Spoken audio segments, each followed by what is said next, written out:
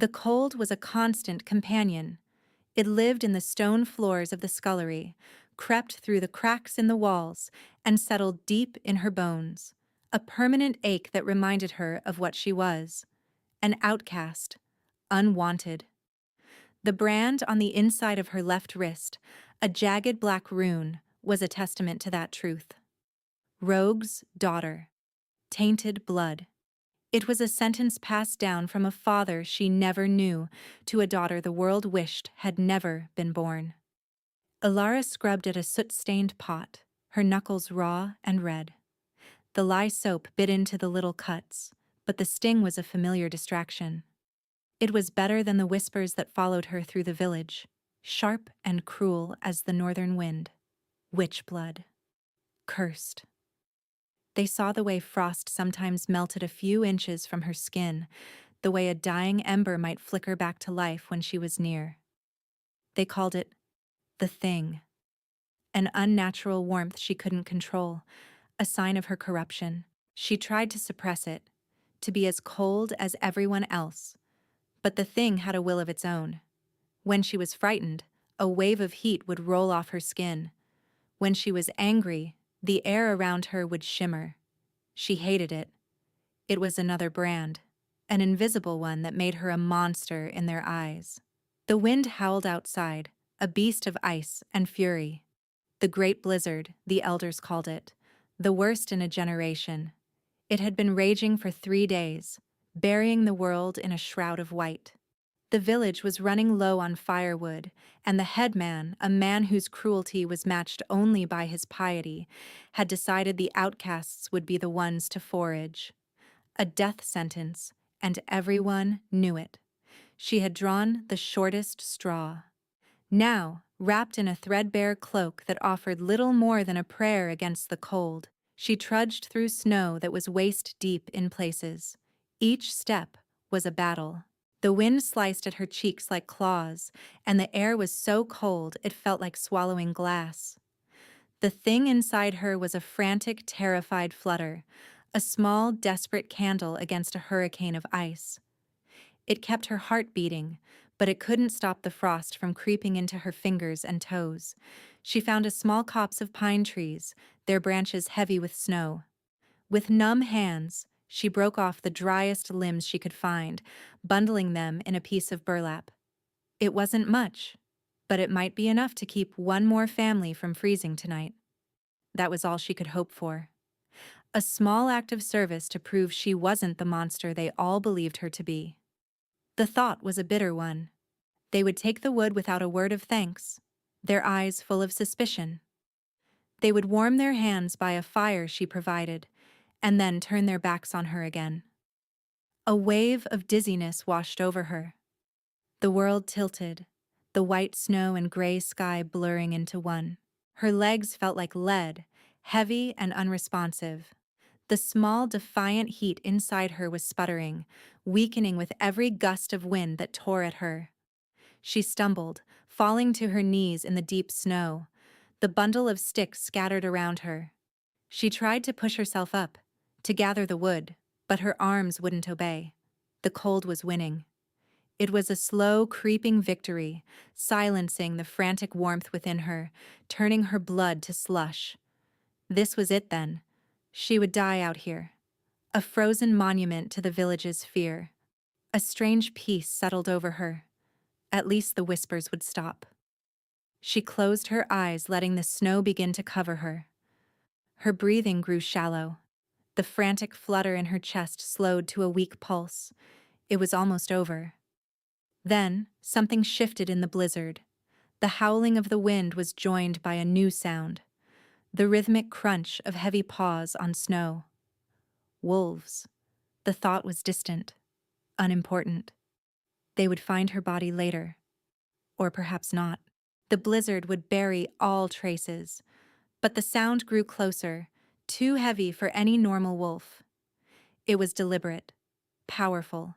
A presence cut through the storm, an aura of absolute authority that made the blizzard itself seem to pause. Ilara forced her eyelids open, a sliver of vision. A shadow stood over her, impossibly large, a figure carved from the storm itself. It was a wolf, but a wolf of myth and legend. Its fur was the color of midnight, dusted with snow, and its shoulders were as broad as a draft horse's. Steam plumed from its nostrils in the frigid air, but it was the eyes that held her. They glowed with a pale silver light, ancient and intelligent. They were not the eyes of a beast. This was no mere wolf. This was a shifter, a powerful one. Terror, cold and sharp, tried to pierce the fog of her encroaching death, but she was too weak to feel it fully. The great wolf lowered its head, sniffing at her. Its massive snout was inches from her face. She could feel a strange energy radiating from it, a cold that was different from the storms. This was a deep, internal frost, a coldness that felt like sorrow. The wolf nudged her shoulder, a surprisingly gentle gesture for a creature of its size. She didn't move. She couldn't.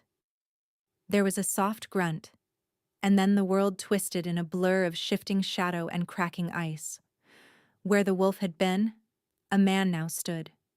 He was even more imposing than his other form. Dressed in black furs and leather, he was a giant of a man, with hair as black as the wolf's pelt and eyes that still held that unnerving silver glow. His face was harsh, all sharp angles and unforgiving lines, beautiful in the way a glacier was beautiful, cold, merciless, and capable of crushing everything in its path. He knelt beside her, his expression unreadable. She knew who he was. Every child of the North knew the legends. The solitary king who ruled from a castle of ice, a shifter of immense power whose heart was said to be as frozen as his kingdom. Theron, the Alpha King. He reached out, his bare hand hovering over her cheek. She flinched, expecting a blow or a touch so cold it would burn. But his fingers were hesitant, almost cautious. When they finally brushed against her skin, a jolt went through her. Not of cold, but of something else. A shock. His silver eyes widened in disbelief.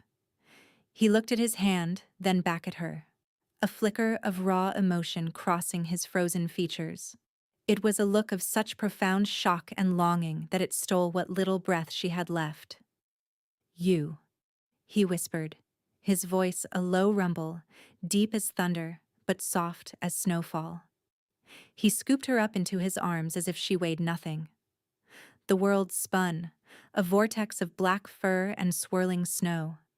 She was pressed against his chest, and a strange thing happened. Through the layers of his tunic and furs, she could feel it. The profound, unnatural cold that emanated from his very core. It was a chill that should have killed her instantly. But where her body met his, the small, dying ember of the thing inside her flickered. It didn't recoil. It stirred, weakly at first, then with a strange sort of recognition. It was like a lost child finding its hearth. The thing, her curse, uncurled and reached for his cold. He let out a sharp, pained breath, his arms tightening around her. She was too far gone to understand, to question. All she knew was the feeling of being held, of being lifted from the snow that was meant to be her grave. The darkness finally claimed her, but it was not the cold, empty darkness of death. It was a darkness wrapped in the scent of pine and winter, held in the arms of a frozen king. Waking was a slow, confusing process. First came the awareness of warmth, not her own fitful, untamed heat, but a steady, gentle warmth that seeped into her skin from beneath. She was lying on something soft. Furs. Dozens of them, piled high. The air itself was still cold, carrying the scent of stone and ice, but the chill no longer bit at her. Alara opened her eyes. She was in a vast room, its walls and ceiling carved from what looked like solid, blue-tinged ice. Yet, it wasn't a cave. The architecture was too precise, too elegant. Arches soared overhead, catching the pale light from tall, narrow windows that looked out onto a world of perpetual twilight and snow. A throne room. A throne room made of ice. She was on a bed of furs near a massive, unlit hearth.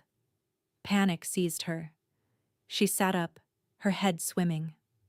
Her threadbare cloak was gone, replaced by a simple, warm tunic of dark wool.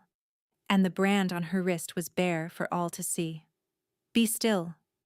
The voice came from the shadows near the throne. The Alpha King stepped into the light. He was watching her, his silver eyes intense. He had not moved from his spot, yet his presence filled the entire hall.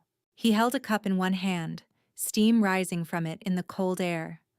"Where am I?" she whispered, her voice hoarse. "My castle," he stated simply, as if that explained everything. "You were freezing to death." You saved me." The words felt foreign. No one had ever saved her before. "I did," he said. He took a step closer and she instinctively shrank back into the furs. His face hardened slightly at her reaction. "I will not harm you." She didn't believe him. Men like him, men with that much power, they always harmed people like her. It was the way of the world. She hugged her knees to her chest, trying to make herself smaller. He stopped, keeping his distance. "Why were you out in the blizzard?" "The village needed wood." A dark look crossed his face. "They sent you out in that? Alone?" He already knew the answer. The brand on her wrist told its own story. He saw her glance at it, trying to hide it. "I know what that mark means." Her shame burned hotter than her inner warmth. He saw her for what she was, a tainted thing. He would cast her out, back into the snow. But he didn't. Instead, he walked to the hearth and placed the cup on the mantel. "You will stay here." The declaration hung in the icy air. It wasn't a question. It was a command. A statement of fact. Her heart hammered against her ribs. "Stay here? Why? I am nothing." "You are not nothing," he said, his back still to her. The words were quiet, but they landed with the force of a physical blow. "When I touched you, in the snow," he trailed off, seeming to struggle for words. "For the first time in a century, I felt warmth." She stared at his broad back, at the rigid set of his shoulders. She remembered the feeling of his skin, the deep, sorrowful cold that lived inside him. And she remembered the strange, instinctive reaction of her own inner fire. He turned to face her, his silver eyes locking onto hers. The raw emotion she had seen in the storm was gone, replaced by a carefully constructed mask of control. But she had seen it. She knew it was there. "My bloodline carries a curse, an ancient power of ice that grants us strength, but at a cost. It builds within us, year by year, century by century. It consumes our warmth, our feeling, until there is nothing left but a frozen shell." He held up his hand. The skin was pale, almost translucent. She could see the faint blue of the veins beneath, but there was no flush of life, no color. "I am freezing from the inside out. One day the cold will win. It will stop my heart, and I will become a statue of ice, just like my father and his father before him." The confession was stark, delivered in a flat, emotionless tone that made it all the more chilling. He was dying. The most powerful man in the world was being slowly, inexorably destroyed by his own power. "But you," he continued, his gaze unwavering, "your condition, the warmth you generate, it counters it. When I hold you, the cold recedes." Her curse, the thing she had hated and hidden her entire life. He was saying it was useful? It was the only thing that could help him? The irony was so bitter it almost made her laugh. "So you want me to be your hot stone?" The words were out before she could stop them, laced with a sarcasm born of a lifetime of being used. A muscle twitched in his jaw. I am offering you shelter, food, protection. No one will whisper behind your back here. No one will dare. In exchange for my warmth, she finished for him. It was a transaction, a bargain. That, she understood. Her life had been a series of transactions where she always paid the higher price. Yes, he said, his voice hard again. That is the arrangement. He laid out the terms with the cold precision of a general planning a campaign. She would be given chambers adjoining his. She would spend time with him each day. She would eat at his table. She would be, for all intents and purposes, a permanent guest. But he made one thing brutally clear. This is not an affair of the heart, he said, the words like chips of ice. There will be no emotion between us. I am incapable of it, and you will not seek it from me. This is a matter of survival. Mine, and yours. Do you understand? She nodded, her throat tight, incapable of emotion. A frozen king in a frozen castle with a frozen heart. It was a cage, but it was a warm cage. A safe one. It was more than anyone had ever offered her before. I understand, she whispered. And so her new life began. The days fell into a strange rhythm. The castle, which she learned was called Winterspire, was a silent, lonely place. Its halls were vast and empty. Its servants moved like ghosts, their expressions carefully neutral. They were all shifters, members of the king's personal guard and staff, and they watched her with a mixture of fear and suspicion. They saw her brand. They had heard the whispers that followed her from the village. The king brought a branded witch into the heart of the keep. They whispered about the thing, too. Even the Alpha King can't control that thing, she heard one guard mutter to another as she passed. They spoke of her uncontrollable heat as if it were a wild animal she had leashed. She didn't correct them. She didn't try to control it, not anymore. She simply let it be. True to his word, Theron protected her. One sharp, cold glance from him was enough to silence any whisper, to quell any resentful stare. In his presence, she was untouchable. But his presence was a complicated thing. Every evening she would go to his private study.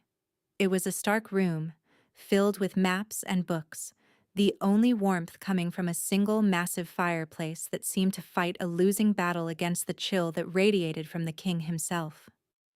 She would sit on a chaise lounge near the fire, and he would sit in a large armchair opposite her. He wouldn't touch her. He wouldn't even come close. But just her presence in the room seemed to be enough. She could see the effect she had on him. The rigid lines of his shoulders would soften. The faint blue tinge to his skin would recede. He could breathe without a plume of frost appearing in the air. He never acknowledged it, but she saw it. She was his medicine, his living furnace. They rarely spoke during these sessions.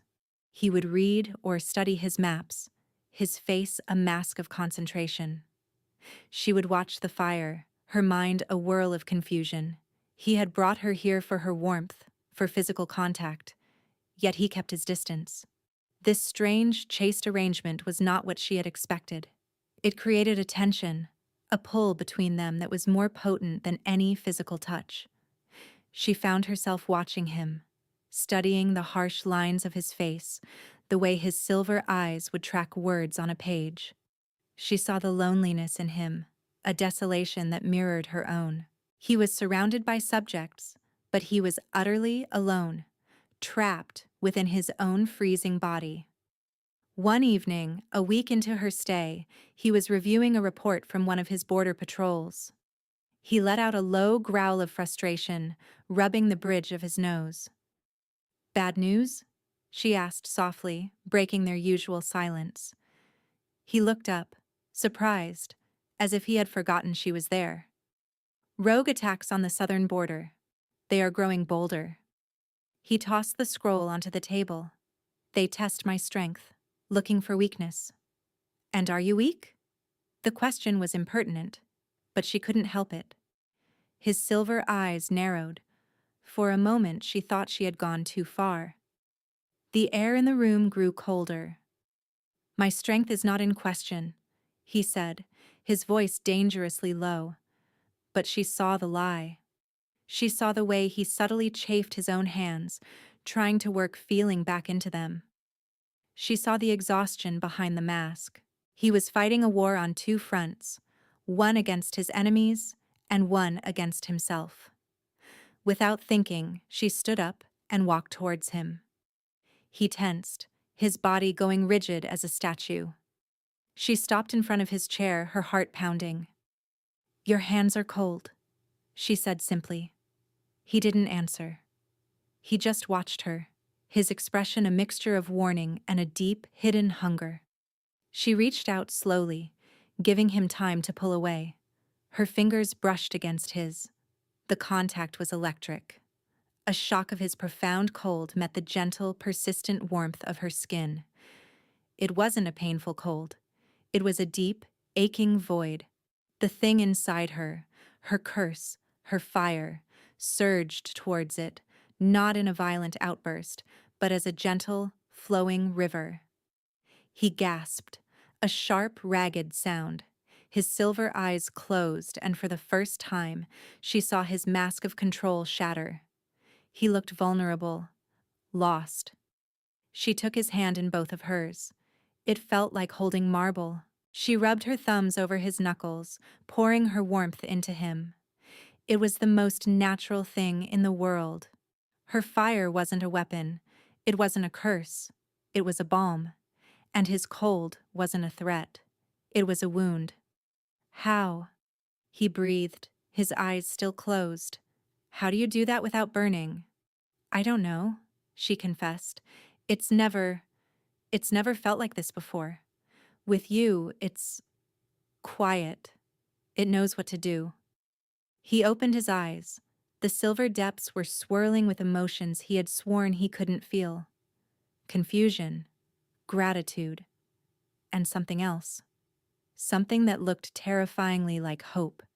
He pulled his hand away, not violently, but with a finality that hurt more than a rejection. He stood up, turning his back to her. "That is enough for tonight. You should go." The boundary was back up, colder and higher than before. She had crossed a line, but she had also felt the truth. The arrangement was a lie. This was not about survival. It was about connection. And that scared him more than death. The whispers in the castle grew louder, more venomous. They were no longer confined to the guards in the hallways. The King's Council, a collection of old, powerful shifters led by a stern, calculating wolf named Lord Valerius, made their displeasure known. Valerius had been the king's advisor for decades. He was a creature of tradition and order, a man who had thrived under the cold, ruthless reign of Theron and his father before him. He saw Alara not as a cure, but as a disease, a weakness. "Your Majesty," he said one morning in the throne room, his voice dripping with false deference, "the council has concerns. This woman, she is a branded rogue. Her presence here is an insult to your line. Her uncontrolled power is a danger to the keep." Theron was on his throne, Alara standing a few feet away, near the unlit hearth. He had insisted she attend the council meetings, a silent declaration that she was part of his court now. The act only fueled their resentment. "Her power is under my authority," Theron said, his voice echoing in the icy hall. "And her presence is by my command. The matter is not open for discussion." "But my king," Valerius pressed, his eyes flicking to Alara with undisguised contempt. "The men are uneasy. They say your judgment is clouded, that this witch has bewitched you. Your father would never have allowed such a stain on his legacy." The air temperature in the room dropped 10 degrees. Frost began to spiderweb across the floor from the base of the throne. Theron's silver eyes began to glow with a dangerous light. "My father is dead, Valerius," he growled, the sound more wolf than man. "And he died a frozen, lonely man. I am king now, and you will address my future queen with respect." A collective gasp went through the council. Future queen. The words hung in the air, solidified by the cold. Ilara's own breath hitched in her throat. She stared at Theron, her heart a frantic bird in her chest. He hadn't looked at her. He had stared down Valerius, his jaw set like granite. Valerius bowed his head, but not before Ilara saw the flash of pure hatred in his eyes. "As you command, Your Majesty." The submission was a lie. It was a challenge deferred, not abandoned. Later, when they were alone in his study, the silence was thick with unspoken words. Queen. He had called her his future queen.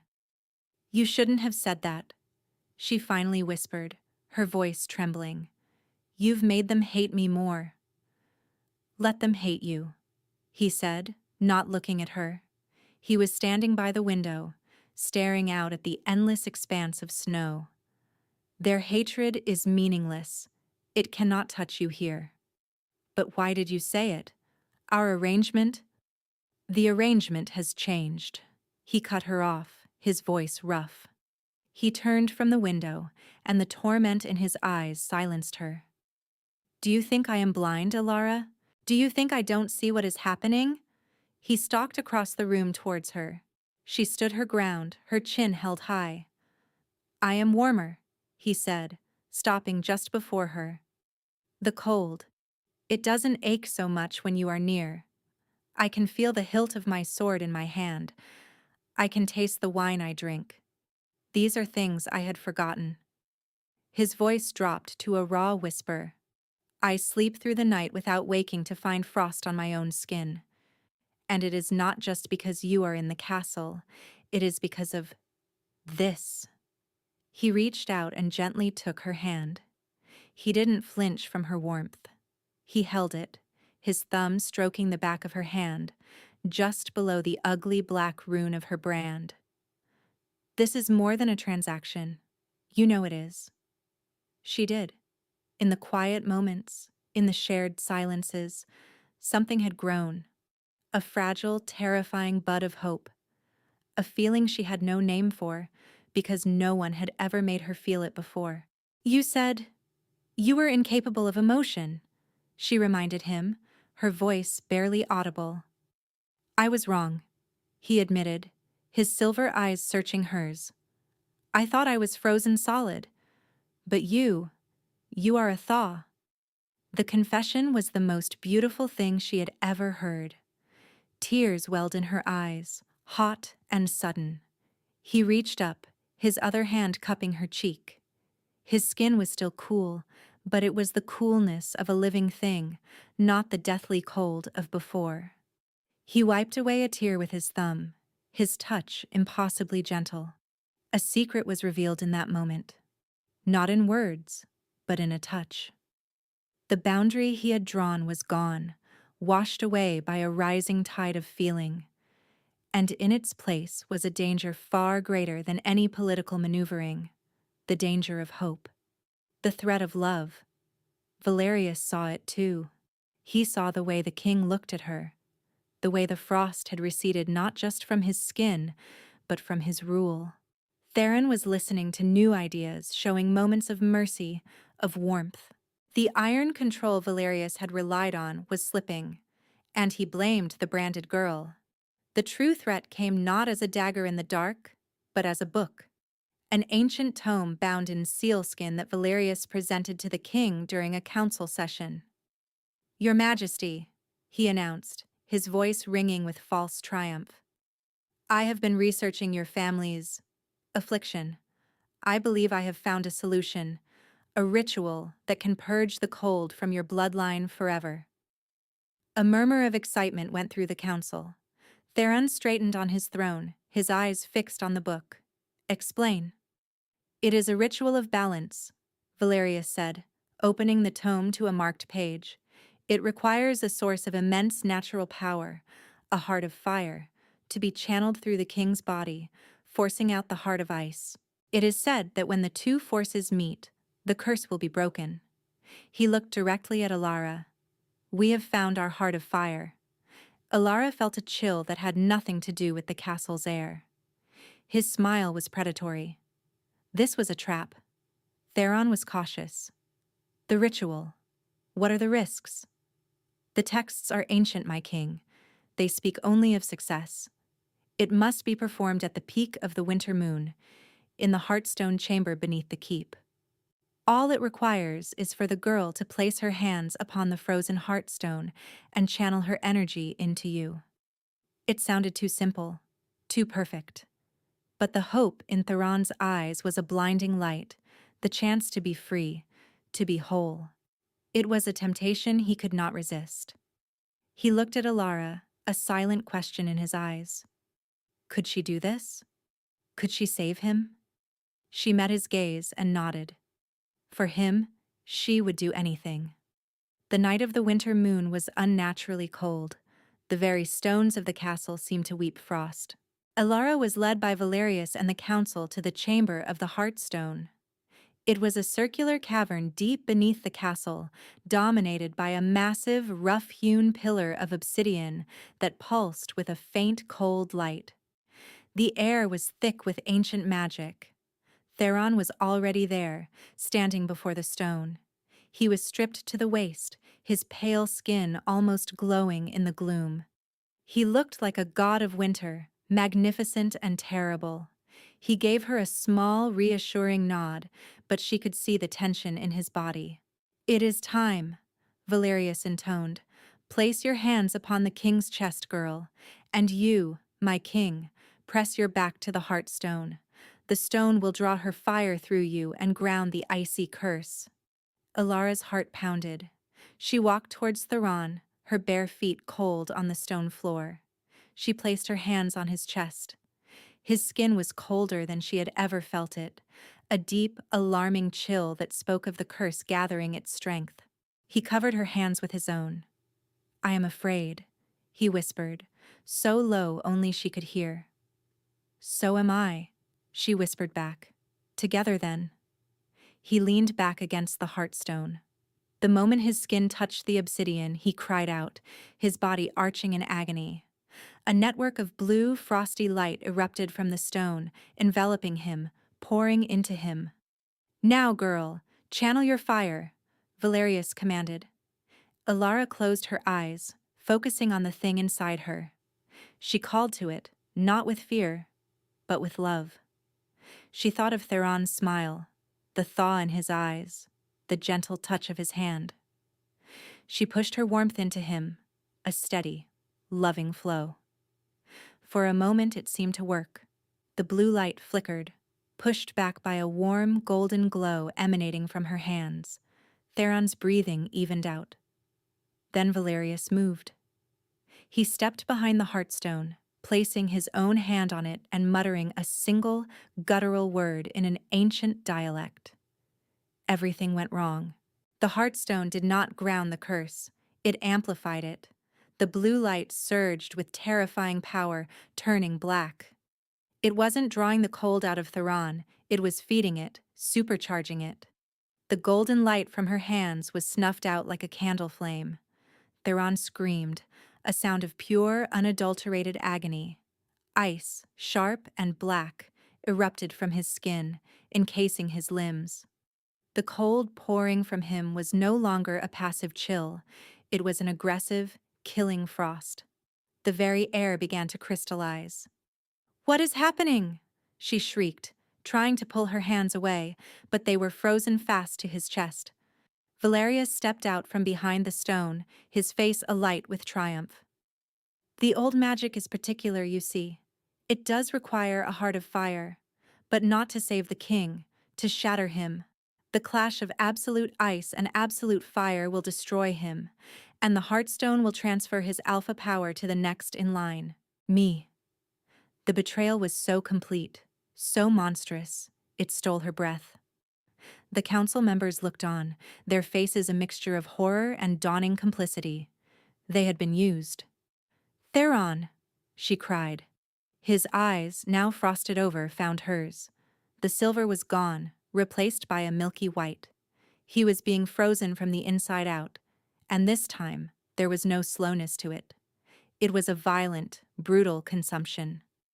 "Run," he mouthed, the word a puff of diamond dust. But she couldn't. Her hands were trapped, and the killing cold was creeping up her arms, turning her own skin numb and blue.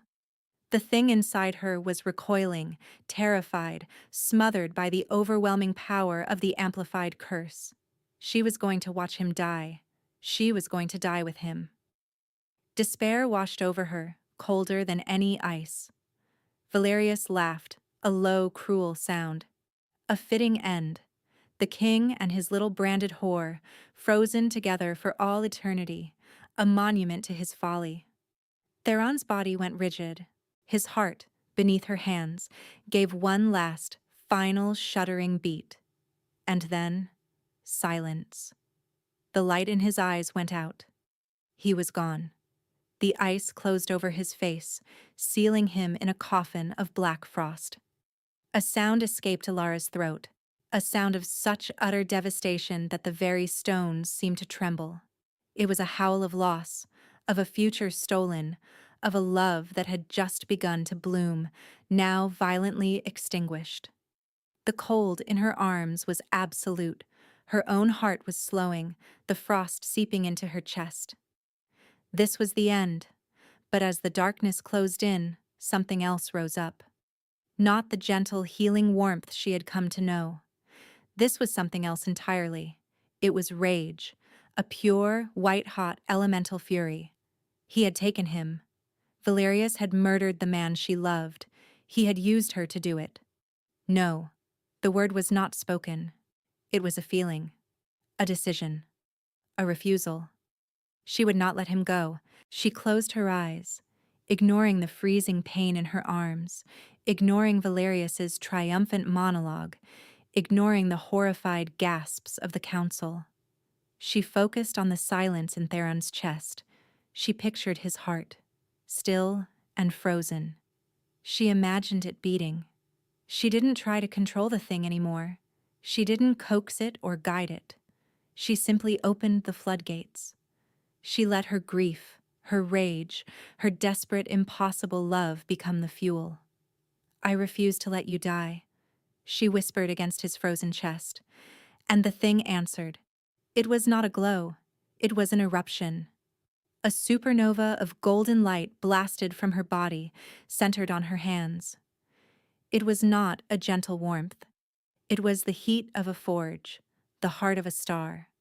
The black ice on Theron's chest didn't melt. It vaporized. It turned to steam with a deafening hiss. Valerius stopped laughing. He stared, his eyes wide with disbelief and sudden dawning terror. Impossible. The power surged through her, a torrent she could barely contain. It shattered the ice trapping her hands, freeing them. But she didn't pull away. She pressed them harder against his chest, right over his heart. Fire, raw and untamed, poured from her palms. It wasn't just heat. It was life. It was defiance made manifest. "Wake up!" she screamed, the sound echoing with a power that was not her own. The wave of fire consumed Theron's body, shattering the rest of the black ice. It flowed into him, a river of molten gold, seeking out the heart of the curse. The heartstone behind him shrieked, a high-pitched sound of cracking stone, and the dark light within it died. For a moment that stretched into an eternity, nothing happened. Theron's body lay limp, steaming, but lifeless.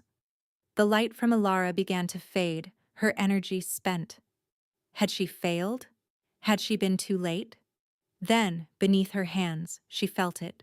A flicker. Thump. And again. Thump, thump. A deep, shuddering gasp racked Theron's body. His eyes flew open. They were no longer milky white, nor were they the pale silver of before. They were molten gold, blazing with the fire she had just poured into him. He sat up, the movement fluid and powerful. He looked at his hands, turning them over. Color was flooding his skin, not just the absence of blue, but a healthy, living flush. He took a deep breath and for the first time it was a breath of simple air, not a harbinger of frost. The curse was broken. He looked at Ilara. She was slumped on the floor, exhausted, the last embers of her power fading. The look in his eyes was one of awe, of reverence, of a love so profound it was humbling. Ilara, he breathed her name. It sounded like a prayer. Then his golden gaze shifted, landing on Valerius. The Alpha King rose to his feet. He was no longer a man fighting against himself. He was whole. The power radiating from him was immense, terrifying, a perfect balance of winter's strength and summer's fire. "You," Theron said, his voice quiet, which was far more frightening than any shout. "You tried to murder your king. You used her." Valerius, his arrogance shattered, scrambled backward. It was for the good of the kingdom. He was growing weak, sentimental. He was learning to live, Theron corrected him. He took a single step, and the floor cracked under his boot. "And you will now learn the price of treason." He didn't shift. He didn't need to. He raised a hand, and a cage of pure, solid ice erupted from the floor, trapping Valerius. It was not the black, cursed ice from before. It was clear, clean, and absolute. "You will spend the rest of your miserable life in the darkest cell of my dungeons contemplating your failure," Theron declared. He turned his back on the screaming, pleading traitor, his attention solely on Ilara. He knelt before her, gathering her into his arms. She was weak, drained, but she was alive. She leaned her head against his chest, hearing the strong, steady, warm beat of his heart. "You saved me," he murmured into her hair. "I was gone. I felt myself go, and you called me back."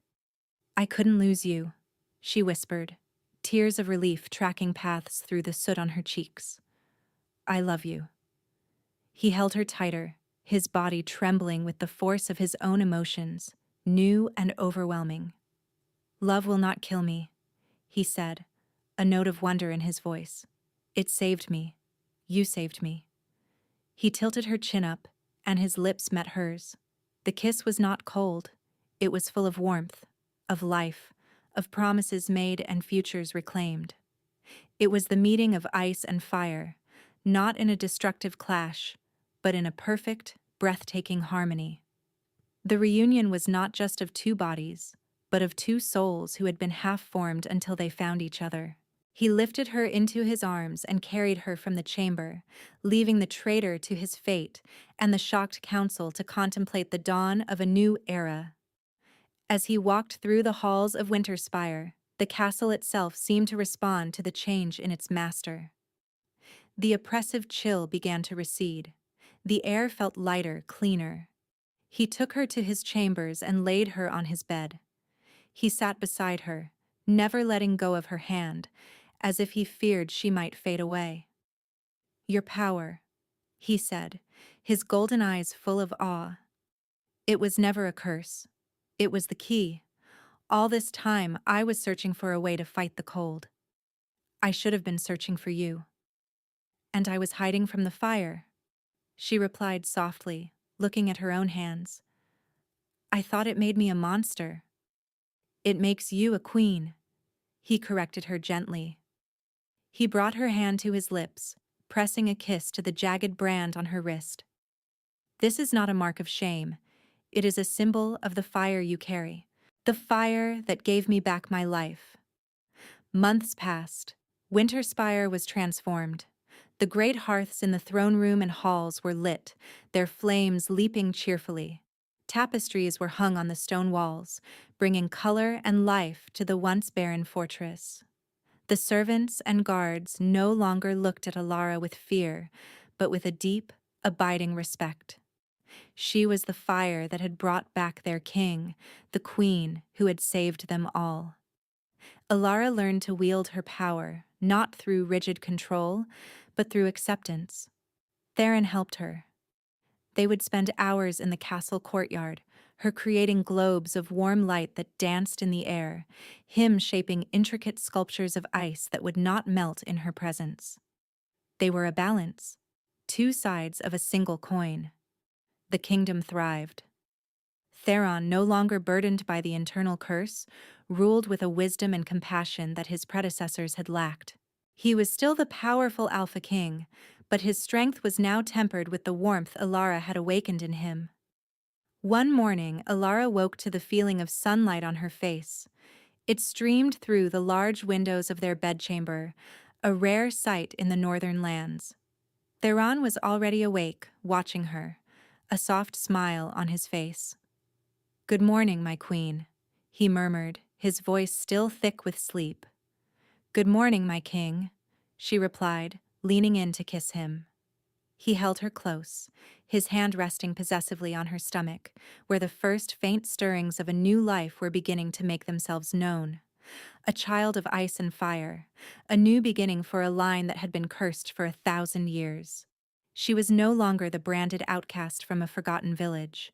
She was a queen, a mate, a mother-to-be.